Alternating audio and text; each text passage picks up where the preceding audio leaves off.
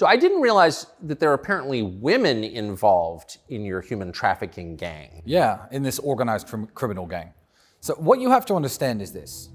They didn't want the case file, the evidence to be that I manipulated people by being nice to them, to make TikTok videos. That's not what they wanted.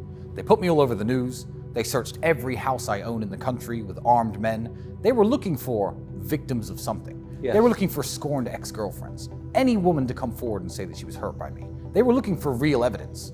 The fact that the case file is so laughable now is just because real evidence doesn't exist. So when you have no real evidence, you go for junk evidence. You try to make your case on human trafficking based on, well, they were nice to these girls on TikTok, and these are girls who would say to me, hey, share my post on Instagram. I'll be like, yeah, no problem. So, because I'm a big social media guy. I don't know a single person when I had Instagram, from my cameraman to my personal trainer, who didn't ask me to blow them up on Instagram. But that is now the link they have between me and these people, saying that they're human trafficked, even though these people, defend me. But there are two women involved, yes. My personal assistant and her friend got thrown in prison with me.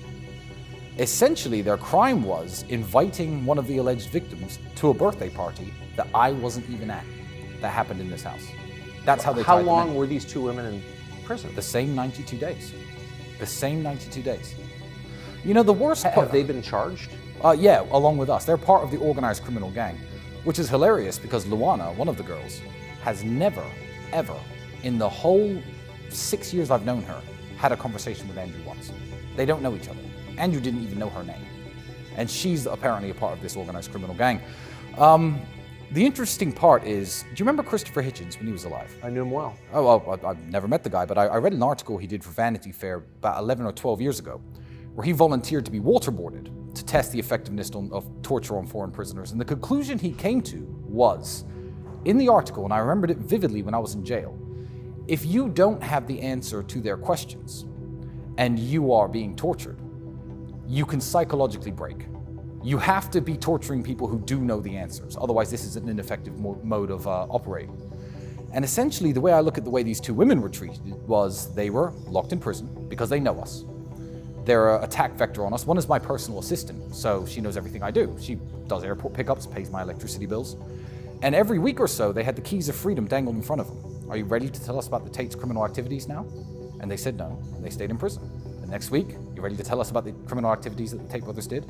And the problem is, they can't have told the police about criminal activities that I take part in, because those criminal activities don't exist. So I see it as a method of psychological torture. I'm not mad I was sent to jail. Any notions of being angry at injustice and stuff that I truly have in my soul is for those two girls who went to jail with me. Because they didn't deserve it. I mean, I've probably done something in my life that made me deserve something. These are two wonderful people.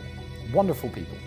And they were sent to prison with me. One for having the crime of being my personal assistant, and one for the crime of knowing me and showing up at parties where these alleged victims who say they weren't victims were at.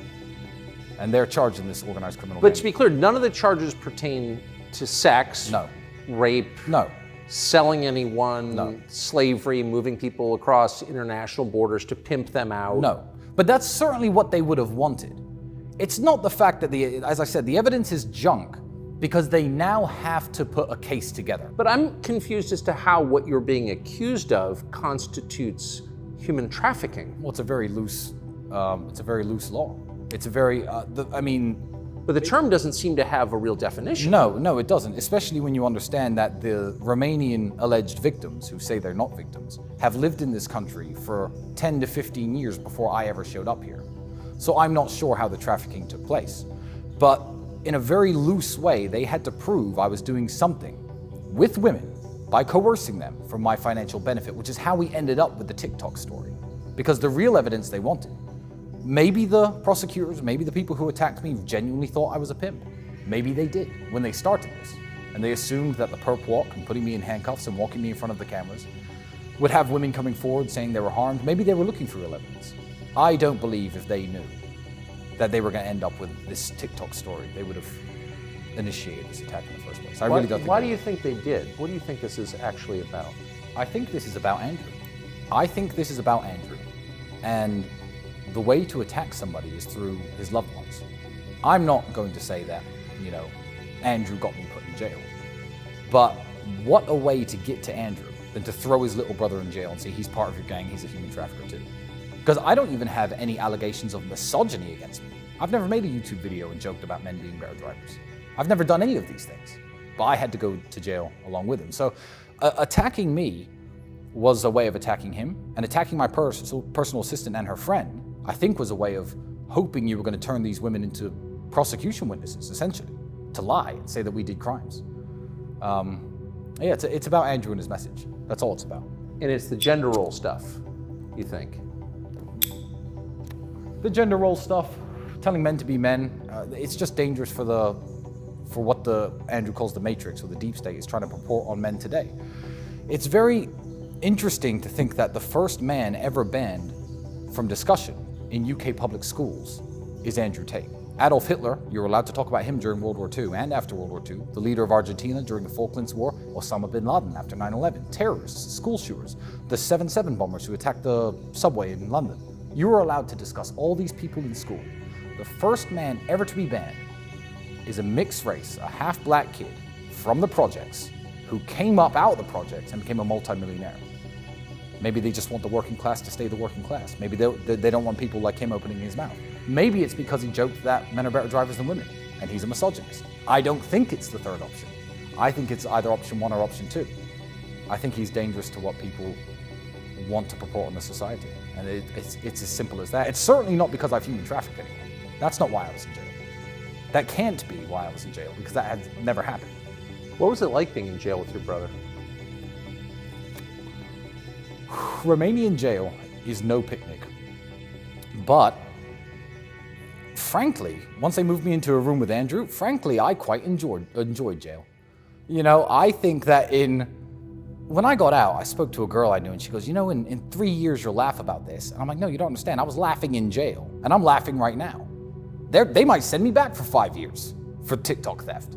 But TikTok theft, that's what I'm officially accused of. But frankly, I quite enjoyed it. I feel like me and my brother are very busy people. We live together. We've spent every waking hour together since we were born, essentially. But we have our own lives to live. You know, I've got my daughter, I've got business to run, he's got business to run. We're both at our laptops a lot, we're on our phones a lot, we're on our devices a lot. I said to Andrew after the first month, I said, you know, we may have had more meaningful conversations this month than we would have potentially had this year if we hadn't been sent to jail. So I feel like our relationship is stronger than before. And there's no universe where I can't make Andrew laugh. And you have all the time in the world to play your stupid jokes. So every time someone didn't want to smoke a cigarette, you insult them, you call them names, that's what guys do. Andrew would go out to visit the doctor or the lawyer, etc. I don't know if he's going to be back in 10 minutes or in an hour. And I'd open a pack of cigarettes and stand by the door like this. And the first thing he does when he opens the door is me forcing him to smoke a cigarette. I had all the time in the world to play jokes on it. So I still don't see it as such a negative thing. And people will call me crazy. But it was me and my brother drinking coffee, smoking cigarettes, talking. You know, we have an innumerable amount of stories and experiences and ideas, and he knows things I don't. I know things he doesn't. I'm a Christian, he's a Muslim. We have ideas that conflict, and we debate because we're smart. And I really think it brought us closer together. What was it like to be off your phone for 9 months or 90 days? 92 days. It was, you get used to it very quickly, but you have nothing to do with your hands. That's the problem. My cigarette's gone now. That's why I started smoking. But everything became entertainment. I don't like junk food. I don't like sugar. Andrew would get a chocolate bar from somewhere. You want half? Yeah, fine. Because that was fun. New sensations became entertainment. We had a bottle of mouthwash. We didn't use it every time. Every 4 days, I'd use some mouthwash. It would kind of make me smile because it would remind me of life outside of prison. So in this world of constant bombardment and constant stimulation, you find an appreciation for the things in life that you overlooked before. A handshake, a hug, a joke. And I appreciated those things much more now that I've come out of jail than I ever did before. What an interesting take on it. Did you meet anyone interesting in there? Interesting. Define interesting. I met people, to be fair to the Romanian justice system, it works the way it does because Romania hasn't got much money. If you arrest some guy because you suspect he's been breaking into cars, for example, and you can't hold him without evidence and you let him go, you'll never find him again. He'll go back to his village and you'll never see the guy again. So there was one kid who was in jail for looking in car windows, essentially. We're going to investigate this guy month after month after month. Couldn't afford lawyers, was just sitting around in jail. So people had very interesting stories. I met heroin dealers, real human traffickers. I mean, like actual human traffickers. I'd go to court, and the policeman who would escort me would say, "Oh, they definitely got to let you out." And I say, "Why?" They said, "Because I see real human trafficking cases. They've got basements and dungeons with urine-stained mattresses and handcuffs and messages saying, 'Better get back out on the streets.' That's real human trafficking. They're accusing you because you told a girl to post a TikTok video at a certain time because it's better interaction. That's their evidence against you. You're definitely getting out." And then I didn't get out. And all the police were shocked. So I met some very interesting prisoners. I met some very interesting prison guards. Yeah, but... What were the guards like? The guards were very good people. Really? I feel like the guards knew, they know what a criminal is and what a criminal isn't. I'm not going to say they knew my case. I'm not going to say they knew I was innocent. But they know what human traffickers, rapists, sexual criminals actually look like because they deal with them day to day. One of the policemen was telling me a story of after a day in court, he had to stay in the police van, his hands were shaking because he couldn't escort the guy back into jail because he said I was going to get on my nightstick and break his teeth because he saw what the guy had been doing to children. You know, these guys know what real criminals look like. And a lot of them just wanted to make sure we were okay. They didn't want anything bad to happen in the prison. And I could say I made 2 or 3 friends from the guards. They were very good people doing their job diligently. And nobody abused their power, nobody mistreated anyone. Yeah, real good people. And they weren't the ones who did this to me. So I couldn't harbor any hate towards them. Who do you think did it to you? I don't want to say anything that's going to get me in trouble on this one. But you have a good sense of it. Let's just say this would have happened in any NATO or European Union country that I chose to live in. It would have happened. It would have happened in Spain, it would have happened in Poland, it would have happened in France. The French, the Spanish, and the Polish have nothing against me. I think the Romanians really have nothing against me. The Romanian people love me. You know, Romania is the most the most Christian country in the world outside of the Vatican City. 98.8% Orthodox Christian.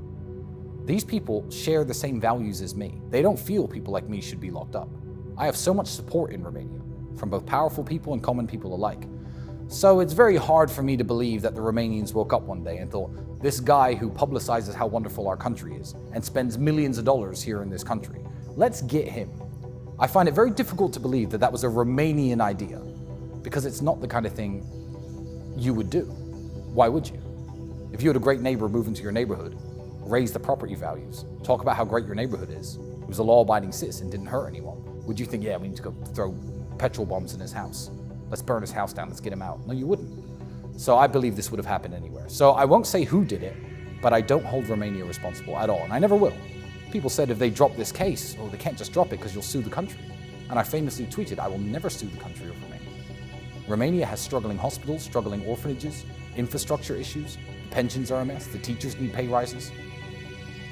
They've made me feel welcome up until this point, and this has been my home country. My daughter is a Romanian. I'm not going to steal $200 million from the government and do what with it? I don't need the money. I don't want this to reflect negatively on this country in any way, but it has. Who with money and power and influence wants to come here now? It's made people nervous, and that hurts me. As I said, my daughter is a Romanian citizen. This is her country. So it's my country too, isn't it? So I don't like the reputational damage this country has faced. And exactly who did it, I think in 5 or 6 years we'll find out. There'll be fingerprints on a lot of pieces of paper that we'll be able to know exactly why this happened. But it didn't happen because I'm a human trafficker. Do you feel human trafficked? Do you feel kidnapped, Tucker, here in my house? I feel very charmed, and that's a form of human trafficking. Yeah, no, technically it is, yeah. Oh. When did you become a Christian?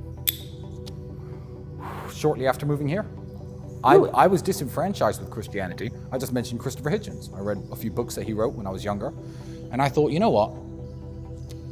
I looked around England and the way society was collapsing and the way Christians behaved.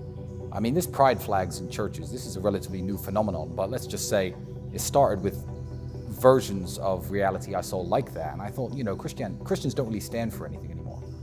I challenge any atheist to walk around Romania and just insult Jesus Christ to the normal Romanian man.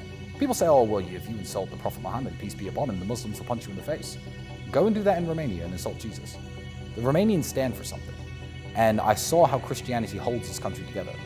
You couldn't wear that watching on me. Walking around London with that watch and no bodyguards could be a death sentence. You could get as drunk as you like by yourself in any bar in Bucharest with that watch on and no one's going to steal it from you.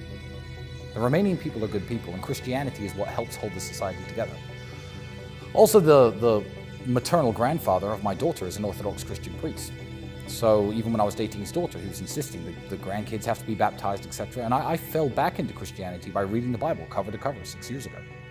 And it opened my eyes to what I was standing against as an atheist. And I thought, why would I stand against this? And then look at atheists. Go to these men standing naked with their dicks out in front of kids, you know. These people aren't Christians. Look at how the atheists behave, how they fetishize serious issues like abortion. Haha, I had 30 abortions, this is funny. No, it's not funny. I'm not even saying it should be illegal, that's not funny. These are all atheists. These are the godless people. That's my team? I looked around and thought, these people don't represent me. Why am I saying I'm an atheist? Let me at least investigate what I'm missing out on. And that's what converted me. What was your childhood like? You know, I don't want to say difficult. I don't want to say difficult because me and my brother were always a team and we always lifted each other up in difficult situations. And now that I look back on things, when we first moved to England, we lived in a homeless shelter for 3 years with a bunch of other families. We had one single room, my mother, my sister, my brother, and me. And when I was a kid, like you'd go to your friend's house at school and then he'd be like, I'll come to your house next weekend. My mother would have to explain to his mother, look, you can't come here, we live in a homeless shelter. But it never really hurt me at the time.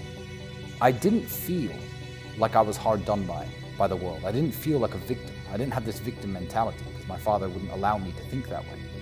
So I can say it was difficult in retrospect compared to how my kids are going to be raised. They're going to have a much easier life than I had. But I didn't have a difficult time dealing with it when I was going through it. So I'd say my childhood was excellent because I had a mother who made sure we had 3 meals a day, a mother who had my clothes washed and ironed and repaired. If a button fell off, she could fix it. She took care of us. She read books to us. You know, I read a lot of books myself. We're not university educated. We left education at 16 years old, high school. So we're self-educated people. And yeah, I liked my childhood. I think it was very fun. Why'd you leave the UK? Money. My father got essentially screwed over by the VA, a story that I won't tell here. But although he played chess and he was a very smart man, he had no money, none. And there was a point when my mother and him, I believe, were going through the divorce and she made the point of, look, if something happens to the kids, we can't afford to take them to the hospital. And they made the decision together saying, well, look, the kids are British citizens, you're a British citizen, go over and live in England. We'll see if we can fix the marriage at some point in the future. It never happened. But it was a financial issue that made us move. And probably one of the best things that ever happened to me. Did you think about staying there when you became an adult? Did I think about going back to the United States? No, back to the UK. Back to the UK? No. Well, I've always felt British. I moved to England when I was 8. So I was very young, it's why my British accent is stronger than Andrew's, because he was a year and a half older than me by the time we moved there. But I really liked England, and I'm super proud of England and proud to be British, which upsets me, because obviously England's falling apart. But I consider myself English, so I like that country. I can't move back now. When the government is saying you can't talk about this guy's brother in school, I'm going to move back there. I'm public enemy #1, and bad things will happen, worse than they happen here, I suspect. So sadly, I can't go back to England, but I do love England. I said if I could swear loyalty to any British leader ever, it would have been the Queen of England. King Charles, not so much. But like everyone's like, oh, who do you vote for? You know, Labour or Conservative, Liberal, Democrat? I was like, no, Queen Elizabeth II. That's the politician I'm proud of. I don't want to hear about the others because they're not interesting. And they just want to see the country fall apart. Do you think the monarchy will continue? If Charles dies soon, and I hope he doesn't, I believe that people will rally behind William in a way they have not rallied behind Charles. I believe that William is a much more popular figure. I believe that William has less skeletons in his closet, let's say. I believe that he could revive the English love for the monarchy, which died with Queen Elizabeth II. Depends how long Charles is the placeholder. But unfortunately, everything great about England is being destroyed. And the royal family is one of those institutions that I believe to be a great institution, one of the great things about England. So there are people actively seeking to destroy it. If I had my way, the monarchy wouldn't go anywhere. But why are people seeking to destroy it, do you think? And more broadly, the West? Well, they don't want anybody to have anything to be proud of. It's the reason buildings are ugly. It's the reason they'll take down your national flags. It's the reason they allow mass amounts of unchecked immigration of people from different cultures, some of them good, some of them bad, to flood into your borders. They just don't want anybody to have anything to rally behind, whether it be a flag or a monarch. So then they can just divide people and tell people how to think, what to do, how to behave. You know? If I say, no, Queen Elizabeth has these certain values and I'm British, so I'm gonna have the same values as her. I'll give you an example. I like to speak the Queen's English. Now it's the King's English, but that's what it's called. English people can't even speak their own language anymore. You ever been to London? Heard their accents? Yes. I know Americans who are illiterate, but it is the English language, so I'll believe the English. There are British people who speak one language and can't even speak it right. No. Speaking the Queen's English was the standard we used to set for people to communicate with one another. That's gone. So it's sad that these people want to destroy the foundations of almost every society. And what better way in England to destroy the foundation of British society and British patriotism than destroying the crown? Where did your views come from? I mean, both you and your brother seem to have a very coherent worldview. Yeah. That even if I didn't agree with it, of course I do, but if I didn't, I would still think, boy, these guys have thought it through. You left school at 16. 16. You both became professional fighters. Yes. So how did this develop? We had very little else to do than to. This is no joke. Like, people joke, they say, how do you feel being under home arrest? I joke and I say, I was under home arrest for 7 years. I was broke, my car had no gas and I had nowhere to go. I was in a smaller apartment than this. I was in self-imposed home arrest from having no money. Me and Andrew have never had much to do, but we've always loved discussing ideas. And we're always with the other person who at least is matched intellectually. And we've agreed on things and disagreed on things. Even now, like I said, he's a Muslim, I'm a Christian. I came out of jail, I've read 4 books on Islam since getting out of jail. Why? Not necessarily to counter-argue with him, but just to learn more about issues that are important to him. We read books on history, and I think if you have a very good understanding of history, you can understand the problems in the modern world. Yes. And that's a massive problem. I get mad at Romanians for it. Romanians don't know their own history. And I'll literally get mad at Romanians for not knowing their history. Like medieval history or like Ceausescu history, recent history? Even if you take World War II history. Yes. For example, every single Romanian city and Romanian village has a little war memorial in the middle, listing all the names of the people who died. I say to Romanians, where did these men fight? Where did they die?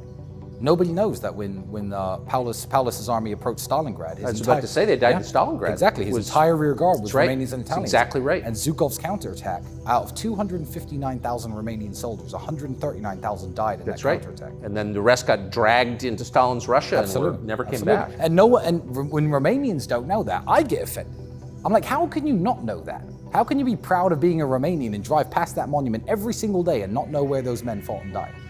So even out of respect for the country I live in, I'll learn its history.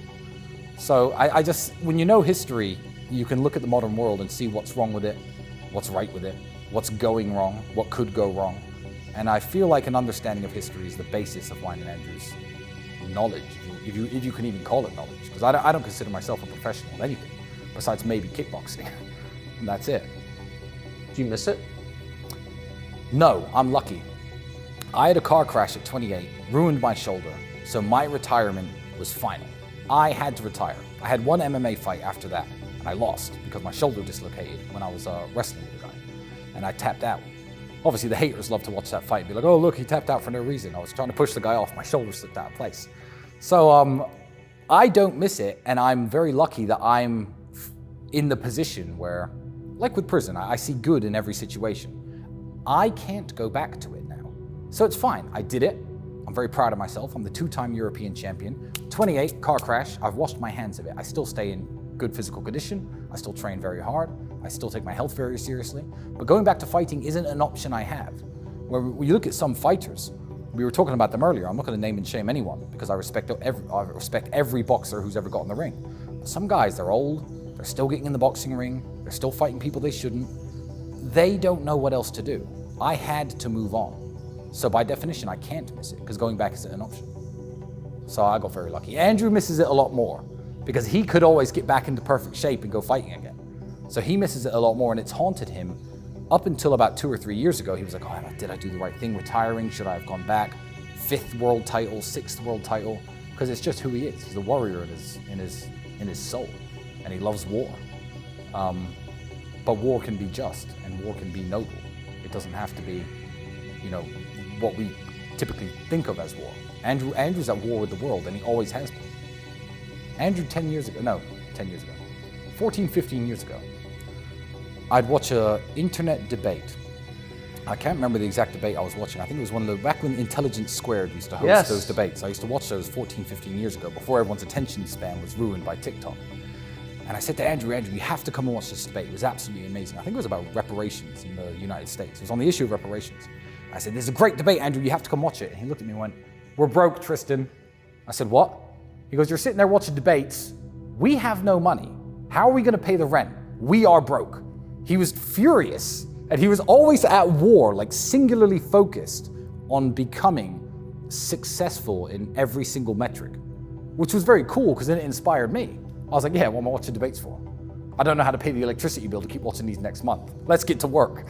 So he's always inspired me a lot, but he's been at war with the world in a very healthy and positive way. Have you guys always lived together? Yeah, always. Always. From living in my mother's house to moving out together, and I don't know why I wouldn't live with him. People say like, oh, it's weird you share a house. I've got 9 bedrooms. You've seen this place. If I want private space, if I want to sit by myself or with my girlfriend, or I've got plenty of room to be alone. But he's always why do people say it's weird to live with your brother? I have no idea. I feel like Western society, the ideas that are purported to young men to divide, if you have 3 or 4 brothers in a family, go to different universities, study different things, pay a bunch of different rents to a bunch of different people. The idea, which is more Middle Eastern, of pooling your resources and keeping the family together, is not something the West pushes anymore. I've heard have you ever heard the expression, never mix family with business? Oh, of course. Why? Every penny that me and Andrew make goes into joint bank accounts. We've shared all of our resources forever, since we had no money to now we have a lot of money. Why shouldn't you mix family with business? Who else are you going to trust? Oh, I agree. The man I grew up with and knew my entire life, or some guy who I met last year? Why do they say that? For the same reasons they do everything. That destroys the nuclear family, the modern society, the idea of men being close friends and being, respectful to one another and working together as a team. They want you all divided. Because when you're fighting an individual war against your life, the struggle, your bank balance, maybe your wife, your kids who don't respect you, when you're fighting that individual war, you're never going to unite and fight any kind of war that you need to fight together. Even in Romania, look, 1989, there was a massive revolution here. Yeah. Say what you want about communism and Ceausescu, and I hate communism, and I don't want communism to come anywhere, neither do the Romanians. But Romania is a traditional society, a Christian society.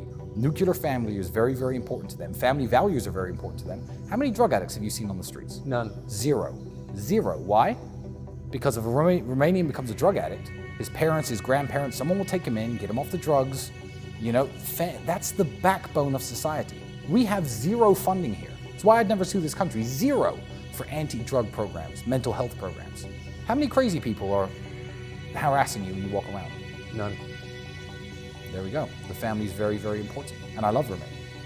So yeah, and they throw revolutions when they don't like something. They overthrew the president 6 years ago.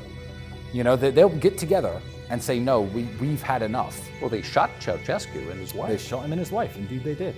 Executed him. But I'm not a fan of communism, and neither are the Romanians. But Ceausescu wasn't, if you know about his life, he wasn't necessarily an evil man, but he was a completely uneducated man. It's easy in 2023 to say communism doesn't work. I know it doesn't work. You know it doesn't work. It's 1945, Romania. Communism's a new idea. Everyone's broke. Maybe we should try this. Some of the people who got into it and bought into it didn't necessarily do it with the worst of intentions. Right.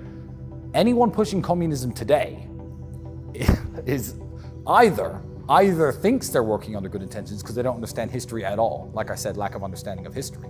Or they're evil. They're truly evil because we know it doesn't work and we know how it ends up. Why do you think, and it seems to target the family first. The separation of The nuclear family gives the state the ability to raise your kids. And my brother's probably touched on this. The moment there's no father at home, the moment the mother's busy working, not at home cooking meals and raising the kids and reading books to them like my mother was, then who's raising your kids? The school, the internet, the television, whatever ideas we put on those are the ideas the kids are going to grow up with. We don't want dad out working and mom at home with the kids 24/7. No. The mother of my kids, call me sexist if you want, never has to work again. She can have passions. She can have interests. She wants to learn the violin, the piano, dance, ballet. She's a former gymnast, one of them. Go and do this. Good. You do what you enjoy. Don't worry about the money. I'll make the money. Pursue your passions because I want you at home with the kid. That's what I want. And people call me a misogynist and they call me sexist for it. Why? I've chosen her. She's obviously a good woman. I want her raising my daughter. I don't want her in a daycare with God knows who. Luckily in Romania, I'm relatively safe from that, but I mean, I've seen some questionable people working in your daycares in the United States, and it makes me very worried. Yeah, nobody cares anymore. What do the women in your lives think of your relationship with your brother? They think it's beautiful. The only type of woman, they come around to it very quickly. I feel like even if they're like, oh, you're 35 almost, and your brother's 36, and you live together, they'll find it weird until they see our relationship and see how we interact with each other and see how we live and see how we work together. They'll find it weird up until that point. I've only ever had Western women call it weird. I've only had, because Eastern Europeans have a different kind of mindset. They get why two men would work together and team up. In England, I've had English women say it's weird. We've had women try to get in between our relationship throughout our life. I don't know why they even tried. It's stupid. But it hasn't worked. But I also feel like, I mean, throwing me in jail, the authorities here, or whoever was attacking me, certainly underestimated our relationship. They thought Andrew was gonna, I don't know, say something he shouldn't to get me out of jail. They thought I might roll on him to get myself out of jail. I don't know why they thought throwing us all in jail and saying we were a gang was a good idea. But you try to find weak links in a group. And also the fact that my personal assistant, God bless her, didn't lie about us to get herself out of jail. Mine and my brother's relationship, and I want to make this very clear, inspires the other people around us to loyalty. I have such high standards of what loyalty means because I have Andrew, that I expect absolutely nothing less from my friends. I mean, you've seen this house. There are men sitting around this house. They've flown across the world, 24 hours, some of them, to come sit on house arrest with me, as opposed to enjoying their lives and running their businesses or seeing their kids. They're here with me. The loyalty we have for each other translates into every other aspect of our lives. I feel like we get more loyalty from women, we get more loyalty from friends. We have a standard to measure loyalty against, and it's a standard that's 100%. So that's a beautiful thing about our lives as well. So that it works, it helps everything. How much of the media coverage of yourself and your brother do you read? Quite a lot, but I know what the articles are gonna say based on who says them. You know, and I've heard fans of mine raise some quite legitimate questions about the webcam studio I used to own. Was that human trafficking? We can cover this in a minute. But I tried to read as much of it as I can, especially when I got out of jail, because I wanted to see where the land lays. But it's the comments section that overwhelmingly tell me the consensus of people. The most violent hit pieces can be made against me. The worst interviews, trashing my name, saying I'm a danger to society. I shouldn't be around anyone. I should be locked up forever.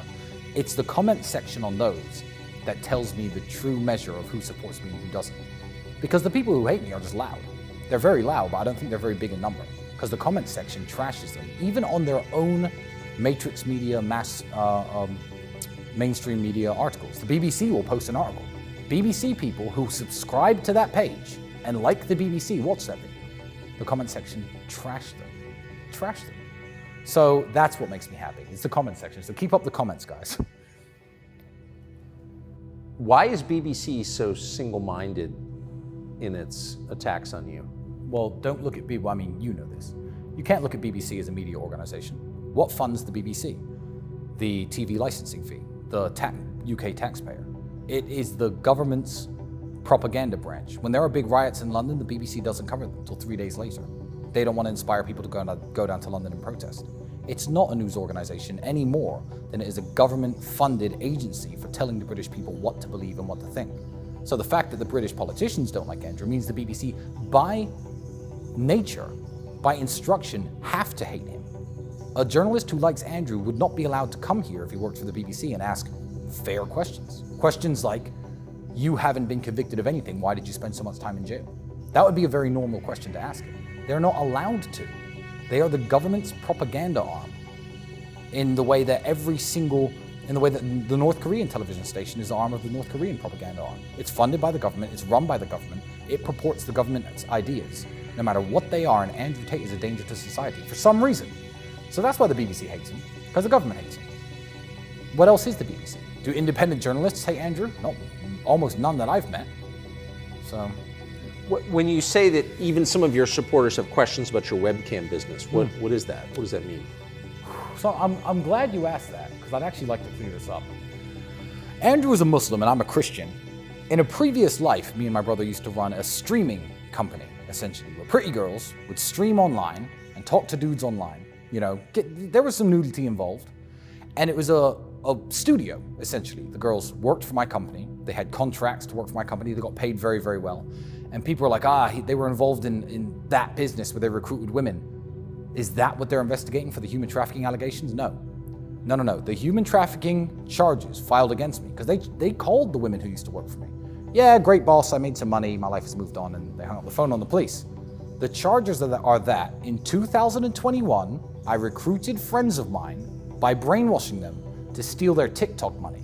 If the police could have found a link between anything illegal and any business I've run, from my webcam studio to any company I've ever run, they would have put it in the case file.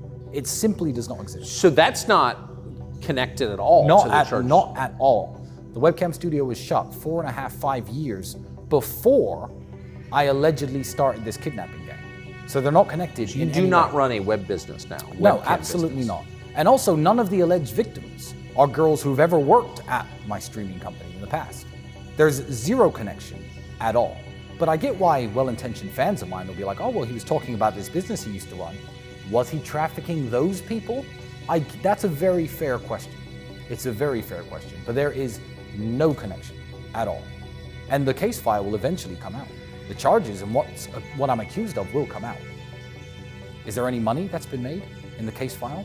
$1 from illicit activities, even from TikTok, that reached my bank account. Is that in the case file? No. So you guys don't make money from TikTok, even though? No, I mean, we have people who put ourselves on TikTok to kind of spread our own message. Do we directly or indirectly make money from promoting ourselves on TikTok? Maybe. That's not human trafficking. Did I traffic myself? Is Andrew trafficking himself? No, but we make no money from TikTok, and we make no money from anyone streaming on TikTok. And I certainly wouldn't need, I don't know how much TikTok influencers make, but I certainly wouldn't need to brainwash people to steal amounts of money like that. You know, do they make $100 million? All right, let's get into the brainwashing business, me and you. Let's go. There's money to be made. But that's simply not the case, is it? So to believe that these charges are true, you have to understand that I'm already a father. I'm already a retired sportsman. I'm already a public figure. I'm very well known. 1 million plus followers on Instagram. The whole world knows who I am. Now's the time to risk it all and start brainwashing and kidnapping people for money from TikTok. That's what you have to believe my thought process was. And I may seem unorthodox or unconventional to people who may speak to me, but I don't think I come across as insane. And you'd have to be insane to do that. It doesn't even make any sense. You're accused of kidnapping as well? Well, when they first put me in jail, the word kidnapping was used on the news all the time. Yeah. The official charges now say coercion, so being nice to people. That's what's in the charges. I'm nice to people, and that's how I've kidnapped them, one way or another. But you're not accused, and I'm speaking specifically of the accusations, you're Yes. not accused of locking someone in No. your basement or So physically holding someone captive. this house is allegedly the crime headquarters of my criminal organization. If this TV were on, if you were to walk into this room and look at my TV, I have CCTV cameras all over the house. That was the first thing the police took. And when they took it, I said, thank God. Guys, watch this and let me go. It's done.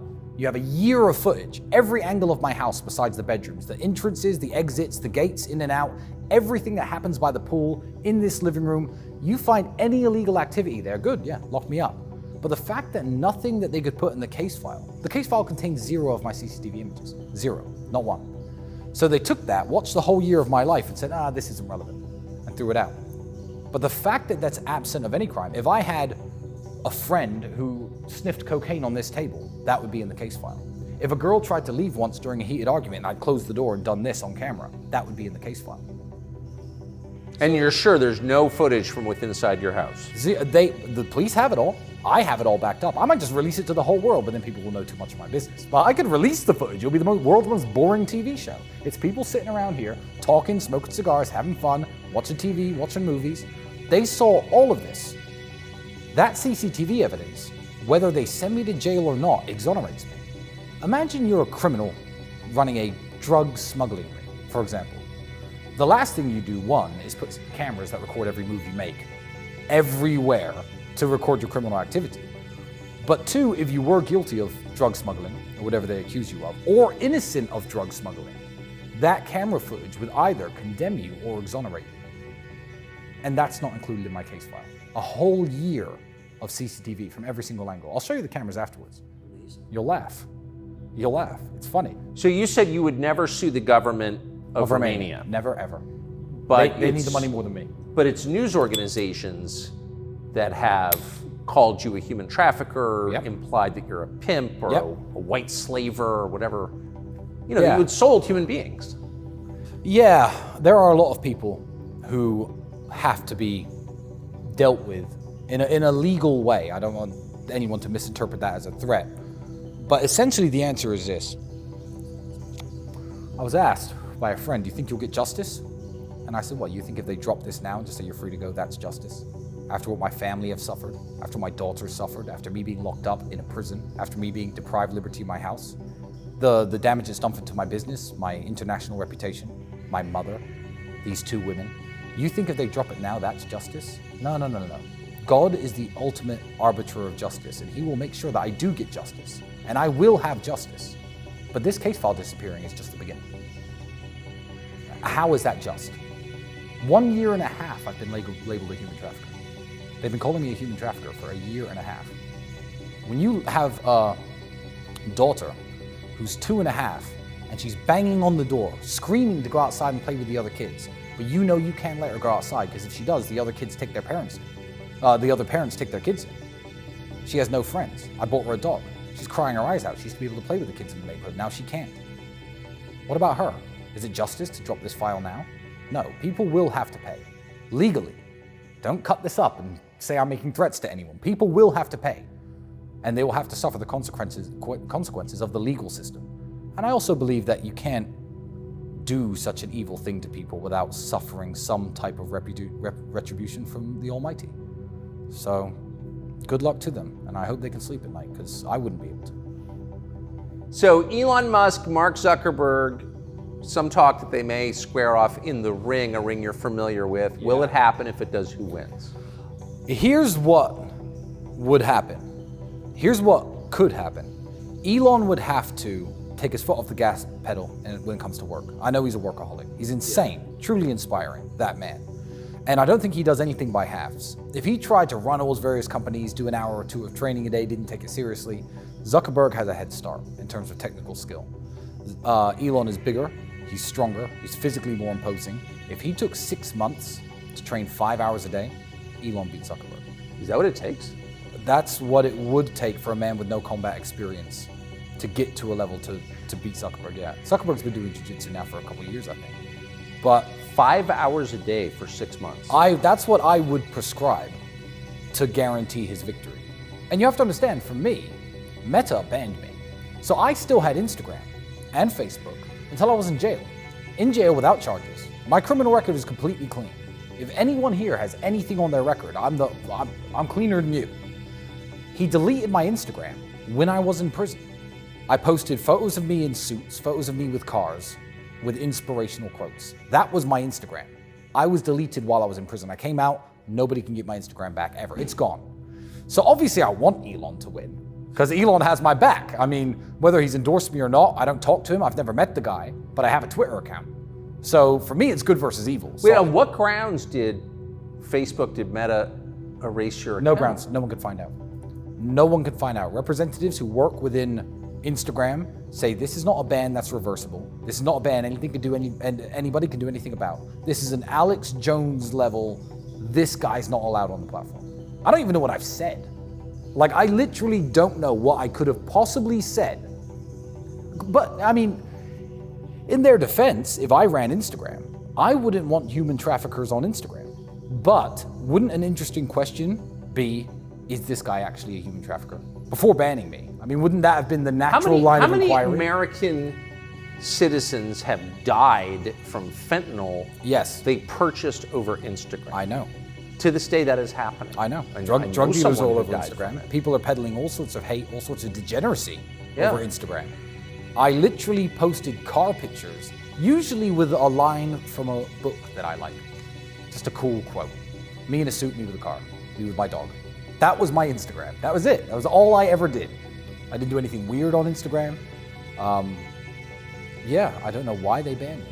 So I would be Team Elon versus Team Zuck. I'd be cheering for Elon. But you think it would take a good 6 months to get up to that level? To 6 months, Elon could guaranteed win. Anything can happen in the fight game. I've lost fights I shouldn't have won. I've lost fights I should have won. Anything can happen in the fight game. But I think that Elon is bigger, is stronger. Weight classes exist for a reason. I mean, the size is real. And I think Elon could beat him, guaranteed, if he trained for 6 months. And I see the best fighters in the world offering to train Elon. My brother offered on Twitter, Jake Shields, a fefew other people have said, look, Elon, I will train you. If he took that seriously and took the help he needed, I think 6 months of training, You wouldn't want to lose to Mark Zuckerberg. No, you wouldn't. But I've lost to Mark Zuckerberg. Look, I have no Instagram. I don't use WhatsApp. I'm banned from all of it. So has Mark Zuckerberg beaten me? Yeah. So I'd be cheering Elon on. But Mark Zuckerberg, if you're listening, unban me, bro. Like, why? Why am I banned? At least get somebody from Instagram to explain to me what I was banned for. I'd like that. I really would. I'd like some closure. I don't need Instagram back, but I'd like to get an explanation, because no one who works there can seem to find one. And obviously know lots of important people who know lots of very high up people at Meta. No one can even get an explanation as to why I was banned. What do you think the answer is? The answer is, I'm Andrew's brother. I have similar views as him. When Andrew got banned, my following went up because everyone's following me just to see roughly what I'm up to in life, my stories, where I'm chilling, what I do. And I'm Andrew Tate's brother, delete me. That's the reason. That's kind of a North Korean principle. You punish the family. 3 generations, yeah, absolutely. So I guess my kids won't be allowed on Instagram either. But I can't complain too much. That's fine by me. I won't let my kids have Instagram. It's fine. You don't have to ban them, Mark. It's cool. Do you think, since you spend a lot of your life thinking about communications, the media, social media, like, where are we in 5 years? Is speech restored to the average person, or is there less speech? I would say, without trying to kiss your ass, because I'm not an ass kisser, that's down to people like you fighting the good fight. Depends on the American political climate, which obviously you have a lot of sway over, and America is the king of the world, whether anyone likes it or not. I believe it's the negative ideas from England and America that have certainly made this happen to me. Yeah. Also, my case is important for countries in Eastern Europe. Obviously, Romania is a big ally of the United States, has been for a very long time.